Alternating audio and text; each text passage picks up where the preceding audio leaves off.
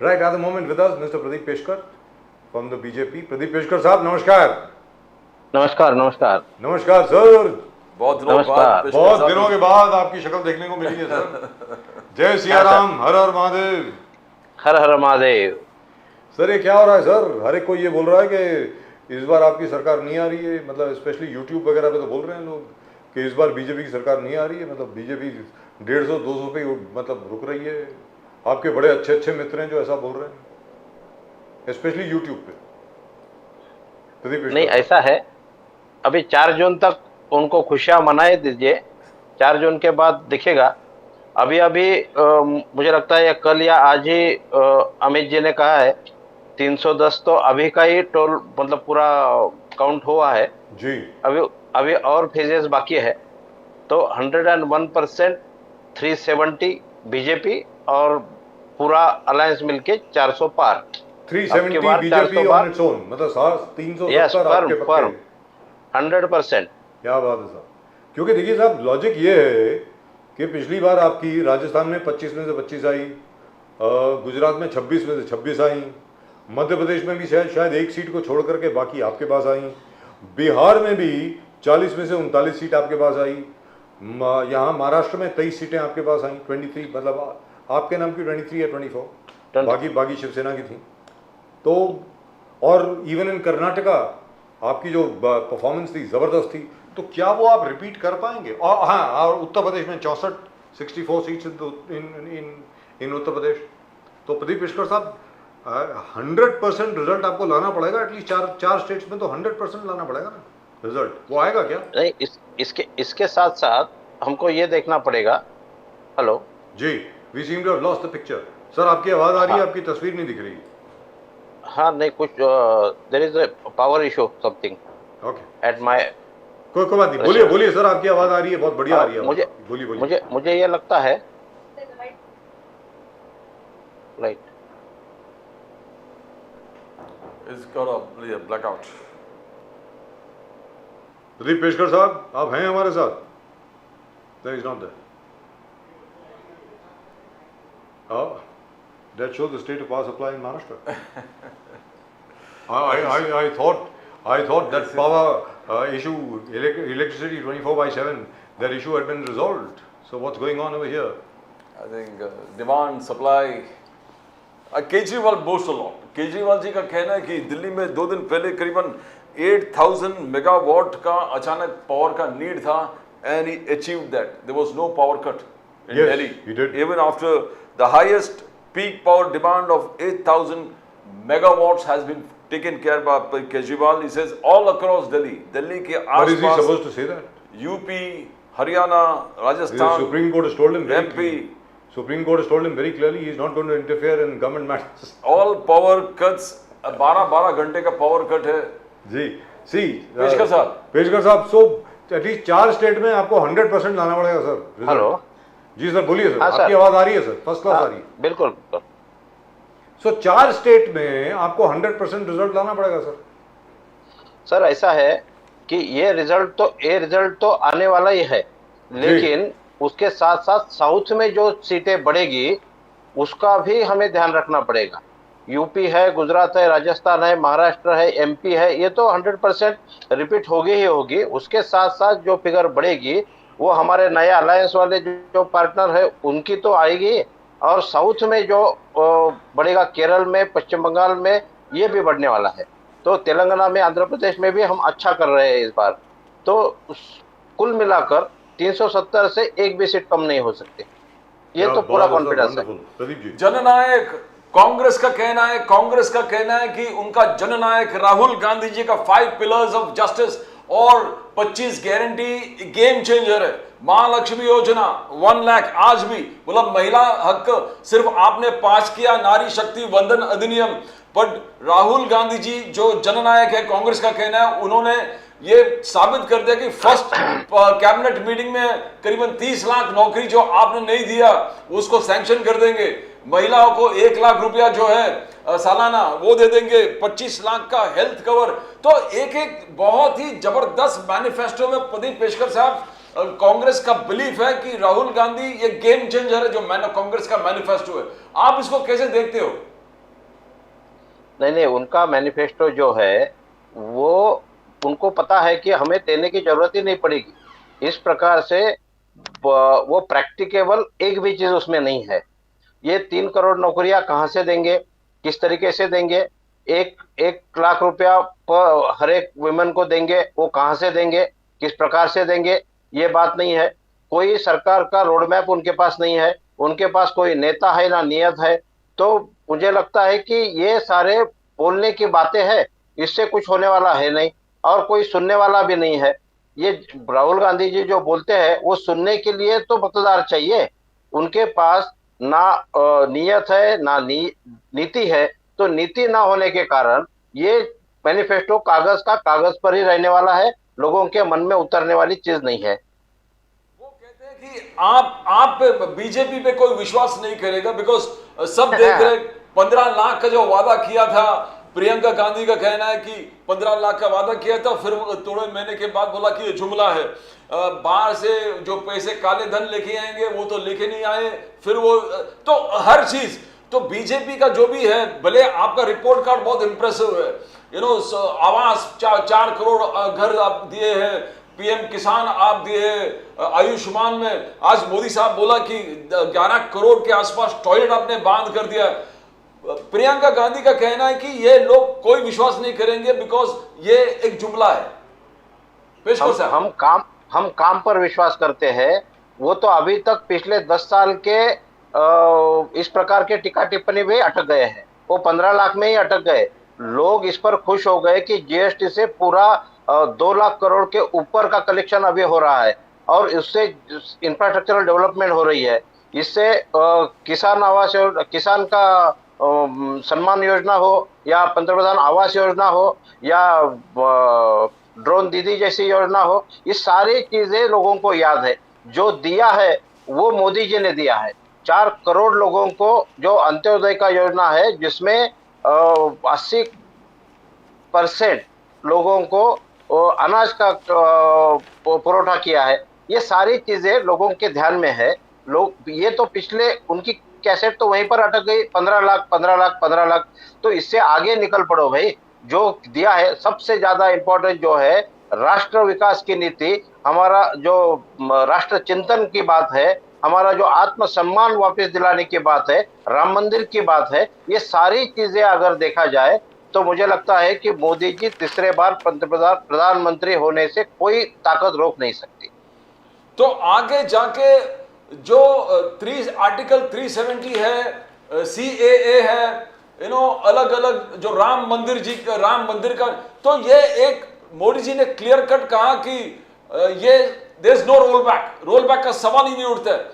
And यानी एक dramatic तरीके से उन्होंने कहा कोई माइका लाल पैदा नहीं हुआ जो सीएए को रोल बैक करेंगे, मोदी जी का कहना है।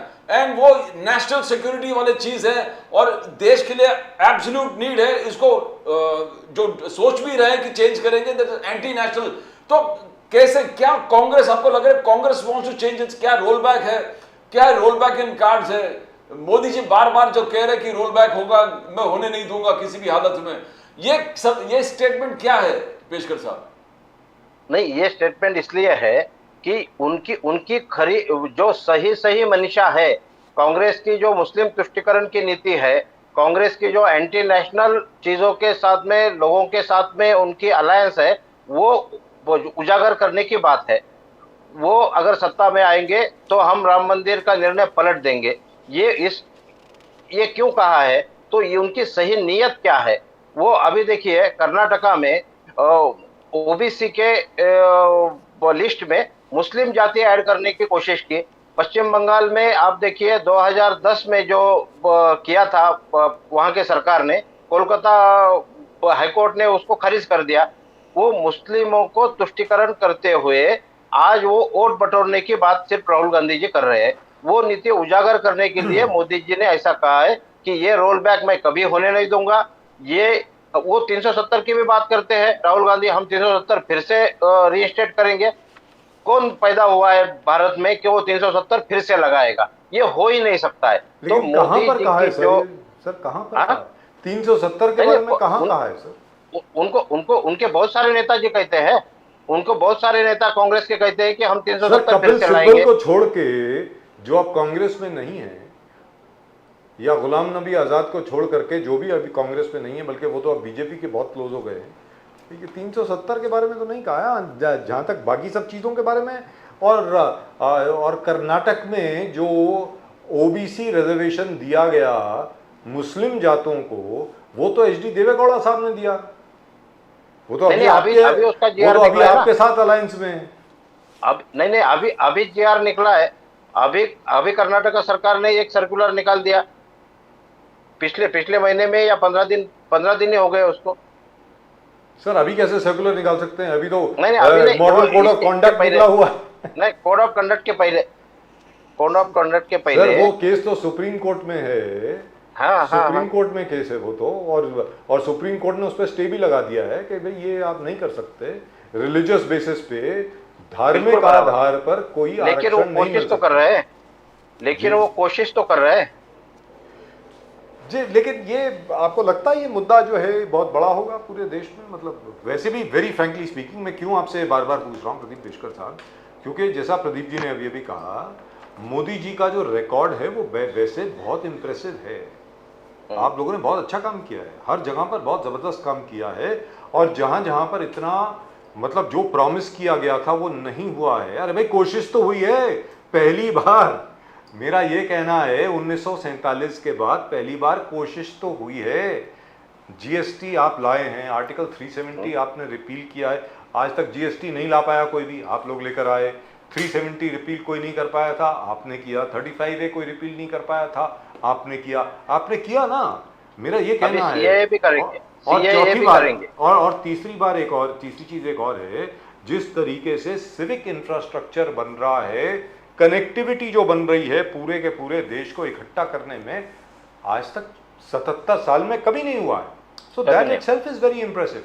तो मेरा ये कहना है कि भाई ये मंगलसूत्र और 2 भैंसें अगर आपके पास है तो एक भैंस चली जाएगी, ये सब कहने की क्या जरूरत क्या है? मतलब प्रदीप पेशकर साहब, मैं आपसे जानना चाहता हूँ व्हाई? क्योंकि अगर कोई और नेता बीजेपी का बोलता तो ये मैं सवाल ही नहीं पूछता। अब मोदी जी खुद बोल रहे हैं, इसका मतलब क्या हुआ? वो जरा समझाएं प्लीज पेशकर साहब। नहीं, ऐसा है कि जिस जगह पर जिस क्राउड के सामने जो कहना चाहिए वो सही भाषा में समझने के लिए वो उसका एग्जाम्पल दे के कहते हैं। उससे कांग्रेस की नीति, कांग्रेस का चाल चलन क्या है और कांग्रेस की मंशा क्या है, ये बताने की कोशिश उसमें से है।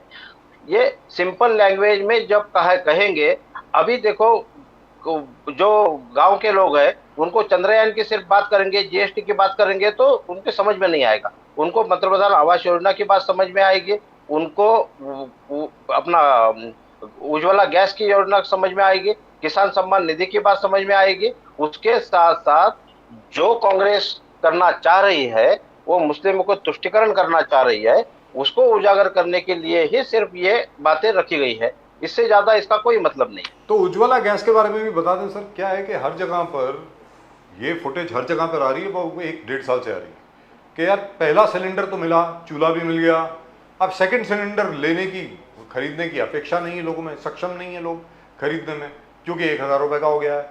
तो वो, या 800 रुपये का है अभी, वो भी काफ़ी ज़्यादा है ना सर। कहाँ से खरीदेंगे आप बताइए? इतनी महंगाई हो गई हर जगह पे। या तो इनकम भी बढ़ जाए साथ में, फिर अलग बात है। इनकम तो बढ़ी ही है, इनकम बढ़ी है। आप उसको इन्फ्लेशन के रेट के हिसाब से देख सकते हैं। 2004 में क्या था, 2014 में क्या था, कितने परसेंट राइज हुआ कांग्रेस के जमाने में, और अभी 2014 से 2024 तक कितने परसेंट राइज हुआ। उनके जमाने में तो 200-250% की राइज थी।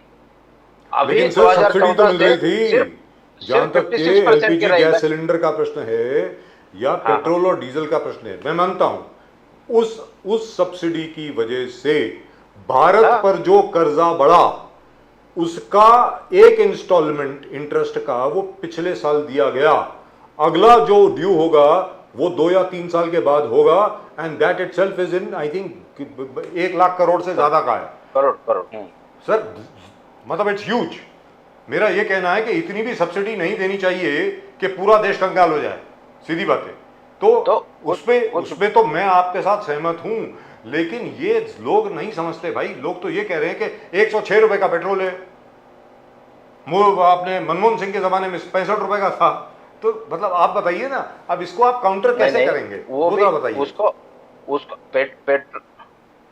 पेट्रोल का भी दाम कम करने के लिए काफी सारे प्रयास मोदी जी ने किए हैं। अभी तो वो मार्केट रेट से लिंक कर दिया, लेकिन जीएसटी के अंदर आने के लिए सारी कोशिशें हो रही है, लेकिन नहीं होगा सर, वो कौन मानेगा? आपको लगता है स्टेट गवर्नमेंट मानेंगी? नहीं, वही तो है ना, वो कांग्रेस गवर्नमेंट जहां जहां है वहां उसका अपोज हो रहा है। सर सिर्फ कांग्रेस गवर्नमेंट ही नहीं, जहां जहां नॉन बीजेपी गवर्नमेंट है, और in fact BJP governments are also opposing. यहाँ महाराष्ट्र में you ask mister Eknath Shinde, we will get money from? Sir पूरा बजट आउट ऑफ बैलेंस चल जाएगा अगर पेट्रोल की एक्साइज आज बंद कर दी, कहां से बजट बैलेंस करेंगे सर? अपना आप खुद सोच के बताइए। तो नहीं सो मेरा ही कहना नहीं सर, मेरा तात्पर्य क्या है प्रदीप पेशकर साहब, मेरा तात्पर्य क्या है, आपको ये लोगों को समझाना पड़ेगा, सीधी बात। बिल्कुल, ये आपको लोगों को समझाना पड़ेगा कि भैया हमारा पाकिस्तान का हाल नहीं होना चाहिए। पाकिस्तान ने भी ये किया था, पेट्रोल का दाम बिल्कुल कम कर दिया, ये कर दिया, इतनी सब्सिडी दे दी, और इलेक्ट्रिसिटी वैसे भी वो जनरेट नहीं करते हैं, लेकिन जो उनके इलेक्ट्रिसिटी के रेट थे इतने कम थे। आज की तारीख में एक यूनिट वहां पे इलेक्ट्रिसिटी का 500 600 रुपए का है, हालत खराब हो गई है। तो वो हाल नहीं होना चाहिए ना भारत का। पेशकर साहब अब आप बोलें प्लीज। नहीं, भारत की इकोनॉमी स्टेबल रहने के लिए ये सारी चीजें बैलेंस करने की जरूरत है ही। और सब्सिडी की बात जो आपने कही, वो सब्सिडी का अपील मोदी जी ने किया था, जिनको पॉसिबल है वो सब्सिडी छोड़ दे। वो इसी का ही एक उदाहरण था कि जो गरीबों तक पहुंचनी चाहिए और जिनको अफोर्ड कर सकते हैं वो सब्सिडी, तो उसमें 50% से ज्यादा लोगों ने अपनी सब्सिडी छोड़ दी। ये भारत के लोगों का देश हित के बारे में सोचने का तरीका है। ये भी तो एक चीज देखने की जरूरत है। शरद पवार साहब ने कहा कि 400 प्लस, मोदी जी कहां से बोले वो गिनती मेरे समझ में नहीं आ रहा है। बोले कि NDA is going to sweep 50% of the seats, जो महाविकास अघाड़ी है 50% सीट्स ले लेगा। और उन्होंने कहा कि मुझ पर जो पर्सनल अटैक किए कि भटकती आत्मा है, अलग अलग चीज जो आरोप, नकली एनसीपी है, उद्धव यूबीटी को नकली है। बोले महाराष्ट्र के लोग ऐसे लैंग्वेज को बर्दाश्त नहीं करते। बोले मुझ पर भी पहले पर्सनल अटैक होता, गोरा खैरनार ने किया था, अन्ना हजारे ने किया था, आज वो सब चले गए, मैं अभी भी खड़ा हूं। तो लोग जवाब देंगे। तो how do you see Sharad Pawar statement, Peshkar साहब? नहीं, शरद पवार जी को अपने अंदर झांक कर देखने की जरूरत है। बड़े नेता है, बड़े कद के नेता है, लेकिन इस बार उनकी गाड़ी पटरी से उतर गई है। उनको कहना है कि मुझे ये कहना है कि उन्हें उनकी जो अलायंस में संजय राउत और उद्धव ठाकरे जी है ना, उनको पहले समझाए कि किस भाषा का प्रयोग करना चाहिए। पर्सनल अटैक उन्होंने भारत के पंतप्रधान माननीय मोदी जी के ऊपर किया है। क्या किया है? तो औरंगजेब बोला है, उनको गाड़ देंगे। ये भाषा है महाराष्ट्र की, ये महाराष्ट्र सुन सकता है, ये महाराष्ट्र सहन कर सकता है। ये महाराष्ट्र की कभी ऐसी नीति नहीं रही। महाराष्ट्र की कभी इस प्रकार से जनता एक्सेप्ट नहीं करते आई है। तो शरद पवार जी को ये कहना पड़ेगा कि 4 जून तक देखिए, 4 जून में अपने आप आपको समझ में आ जाएगा कि 400 का जो पूरा कैलकुलेशन है वो किस प्रकार से होने वाला है। 4 जून तक उनको भी रहने दीजिए इस ख्वाब में कि एमवीपी स्वीप करने वाली है। तो एमवीपी का क्या हाल होने वाला है ये तो पता चलेगा ही। एमवीपी सीट कितने, महाराष्ट्र की बात कर रहे हैं, मोदी जी 400 पार की बात कर रहे हैं। ये एक भी पक्ष जो है वो पूरा सत्ता में आने के लिए लड़ ही नहीं रहा है। हर एक का 15 लाख 15-20 चल रहा है। तो ये उस साथ में भी रहेंगे क्या बाद में, इसका भी उनको ख्याल करने की जरूरत है। तो भाषा के बारे में जो आपको सलाह देनी है वो पहले संजय राउत और उद्धव ठाकरे जी को दे दीजिए, बाद में मोदी जी को। संजय राउत साहब तो ये कहते हैं कि औरंगजेब का जन्म भी गुजरात में हुआ था और उसको हमने यहाँ महाराष्ट्र में गाड़ दिया, तो मोदी जी क्या चीज है, ऐसा करके बोला उन्होंने। मैंने ही उनके ऊपर पुलिस कंप्लेंट दाखिल की है इस प्रकार से बोलने के लिए। अभी देखते हैं उसका क्या होता है, क्योंकि उनका तो मतलब अभी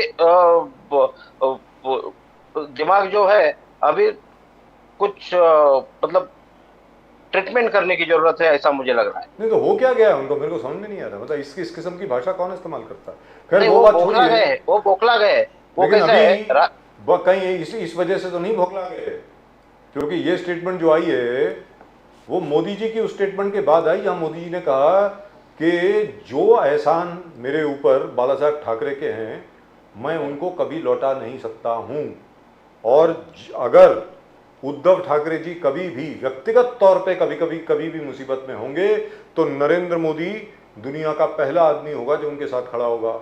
कहीं ऐसा तो नहीं है कि संजय राउत जी को कहा गया है कि किसी भी तरह उद्धव जी और मोदी जी की दोस्ती दोबारा मत होने दो, कहीं ऐसा तो नहीं है? नहीं, ऐसा है, मोदी जी का हृदय विशाल है जी मोदी जी किसको भी अपने में समा सकते हैं, क्योंकि उनको, वो तो हमेशा सब पे प्यार करने वाले हैं, वो किसी से दुश्मनी कर ही नहीं सकते। लेकिन संजय राउत जी को कहीं से सुपारी मिली है, जिसको मराठी में सुपारी लेना बोलते हैं, कॉन्ट्रैक्ट जिसे बोलेंगे, कि कहीं शिवसेना तोड़ने के पक्ष में कौन था, शिवसेना तोड़ने के लिए सबसे ज्यादा प्रयास किसके हुए, तो संजय राउत जी के हुए। उनकी वजह से तो ये सब चीजें आ गई। इतनी अच्छी शिवसेना चल रही थी, 2019 के बाद में उनका उनका खुद का जो एस्पिरेशन है वो जाग उठा, और उन्होंने उद्धव ठाकरे जी को बोल दिया कि इस प्रकार से हम शरद पवार जी के साथ में जाते हैं तो आप मुख्यमंत्री बन सकते हैं, आप नहीं बनना है तो मैं बनूंगा। तो ये सारी चीजें उनके हैं, ज्यादा महत्वाकांक्षी है संजय राउत जी, और उसकी वजह से उन्होंने किसी से सुपारी लेके ये सब काम चल रहा है। सबसे ज्यादा डिक्टेटरशिप आप पे आरोप है, मोदी साहब पे आरोप है, डिक्टेटरशिप, टोटलिटेरियन, ऑटोक्रेटिक लीडर। तो ये लगेगा। केजरीवाल जी ने भी कहा, केजरीवाल जी आगे बोल रहे कि वन नेशन वन लीडर होने वाला। अभी अगर ये चुनाव जीत गया Modi ji, one nation one leader, बाकी सब लीडर जेल में होगा। उद्धव ठाकरे जी भी वही बोले, शरद पवार जी भी वही बोले। शरद पवार जी बोलते पुतिन जैसा बनने वाला है, मोदी जी पुतिन जैसे बनने वाला है। तो क्या ये एक मॉडल है डिक्टेटरशिप का, टोटलिटेरियन, ऑटोक्रेटिक? 2024 चुनाव अगर बीजेपी जीत गया, you going to have an autocratic state. Peshkar साहब, सबसे इंपॉर्टेंट ये बात है, जो चोर है उसको अलग से अब क्या डिस्क्राइब करे। केजरीवाल ने क्या किया है, केजरीवाल को जमानत सिर्फ 1 तारीख तक दी गई है, ये वो भूल रहे हैं।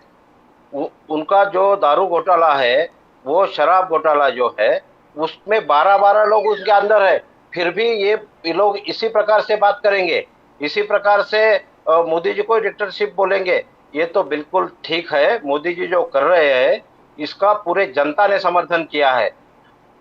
जो अगर चोरी करेंगे तो जेल में जाओगे, ये बोलने के लिए किसी की परमिशन निकालने की जरूरत नहीं है। कानून के साथ सभी एजेंसियां काम कर रही है। ये किसने बनाया भाई? ईडी का कानून किसने बनाया? क्या मोदी जी ने बनाया? आज तक ईडी का कानून रोकने वाले लोग थे, आज रोकने वाला नहीं है। पूरी खुली छूट दे दी है कि जो गलत है उसकी सजा मिलेगी ही मिलेगी। अभी इनका पैरों तले जमीन खिसक रही है कि अभी क्या होगा, और मुझे तो यकीन है मोदी 3.0 में इनकी हवा पूरी गायब होने वाली है, ये कभी दिखेंगे भी नहीं राजनीति के पटल पर, क्योंकि इनकी राजनीति पूरी बंद होने वाली है, क्योंकि उनका सारा कच्चा चिट्ठा उजागर होने वाला है। जो भी जेल में नहीं गया है उनको डर लग रहा है आज, कहीं मुझे तो अंदर नहीं जाना पड़ेगा। तो मुझे लगता है जो अगर किया नहीं है तो डरने की बात नहीं है, किया है तो डरना जरूरी है। इतना ही संदेश मोदी जी का है। केजरीवाल जी को कहना है कि मोदी जी उनके काम से डर गए, मोदी जी केजरीवाल जी के काम से डर गए। आप हंस रहे, बोले कि स्कूल्स हमने बांधा, इतना सस्ता स्कूल्स, मोहल्ला क्लिनिक हमने बांध दी, हमने बिजली सस्ता कर दिया, बस राइड वुमन के लिए हमने फ्री कर दिए। बोले कि आज electricity high peak demand 8000 megawatt था, वो बिना पावर कट के दिल्ली में हासिल हो गया मुकाम, केजरीवाल ने पूरा कर दिया। बोले कि ये सब मोदी जी अच्छे काम से डर गए, इसलिए इस प्रकार से बिहेव कर रहे। पेशकर साहब, नहीं ऐसा है, वो उनके ख्वाब में जी रहे हैं। एक बार जेल जाकर आ चुके हैं, जमानत पे है, इतनी सारी गलतफहमियां रखना ठीक नहीं है। उनका काम और दिल्ली में क्या हाल है ये सब जान रहे हैं। अभी अभी 4 जून को पता चलेगा अब दिल्ली में किस प्रकार से और कितने किसकी सीटें आएगी। आप पार्टी का जो बेहाल हुआ है, 12 लोगों को पहले छुड़ाने की बात करी है और कोर्ट में बोल दीजिए कि मोदी जी डर गए। अभी डरा कौन है? और पूरा जिंदगी जेल में जाने की नौबत इनकी आ रही है। अभी ऐसा है कि ये बौखलाहट में क्या कर रहे हैं? अभी 2-3 दिन पहले है उनकी ही एमपी है, 15 दिन पहले वो एमपी हो गई या 1 महीना पहले एमपी हो गई। उनके ऊपर मतलब स्वाति जी के ऊपर उन्होंने क्या कर दिया, इनके बारे में जरा बताए। और मोदी जी डरने की बात वो कर रहे हैं। तो केजरीवाल जी को थोड़ा सोच समझकर जवाब देने की अभी जरूरत है। अभी अपनी पार्टी पार्टी रहती है कि नहीं है, यहाँ तक उनकी नौबत है। वंचितों का अधिकार, वंचितों का जो अधिकार है, मोदी सरकार उसका चौकीदार है। मोदी साहब ने बहुत स्ट्रिक्टली कहा कि मैं उनका चौकीदार हूं। कर्नाटक का मॉडल जो आप बार बार कह रहे हैं कि SC ST OBC का जो आरक्षण था, जिस प्रकार से वंचित का आरक्षण था, वो एक समाज को दे दिया गया। बोले ये हरगिज होने नहीं दूंगा। बार बार हर मंच पर मोदी जी, अमित शाह ये बोल रहे हैं कि ये हम होने नहीं देंगे। पेशकर साहब, बट क्या ये कर्नाटक का मॉडल पूरे देश में आपको लग रहा है कांग्रेस लागू करने वाला है? नहीं, कांग्रेस कहां से लागू करेगी, लेकिन कांग्रेस की जो नीति है वो उजागर करने के लिए सही तरीके से मोदी जी ने वो रखा है। पहले ही मैंने बोला, पहले देख 15 मिनट पहले ही, कि कर्नाटका में जो करने की कोशिश की जा रही है वो मुस्लिमों के प्रति जो ज्यादा प्यार दिखाने की बात चल रही है, या SC ST और OBC का आरक्षण में कुछ हिस्सा माइनॉरिटीज को देने की बात चल रही है। हमारा संविधान कभी धार्मिक आधार पर आरक्षण की इजाजत नहीं देता है, फिर भी ये बात करने की कोशिश कर रहे हैं।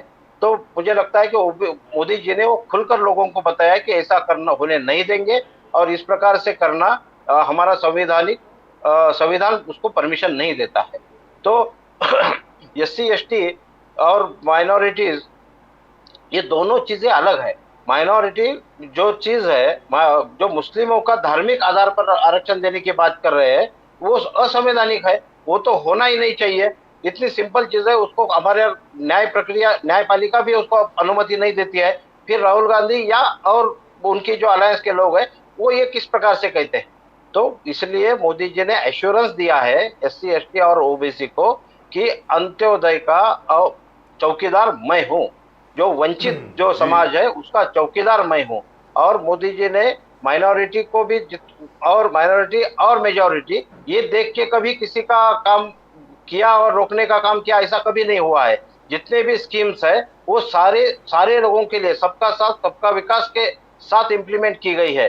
कोई पंतप्रधान आवास योजना का जो घर है वो कोई मुस्लिम देख के दिया नहीं, ऐसा तो नहीं हुआ। उज्ज्वला गैस नहीं दिया, ऐसा तो नहीं हुआ। घर में बिजली दिया, ऐसा तो नहीं हुआ। नल से जल दिया, ऐसा मुस्लिमों को नहीं दिया, ऐसा तो नहीं हुआ।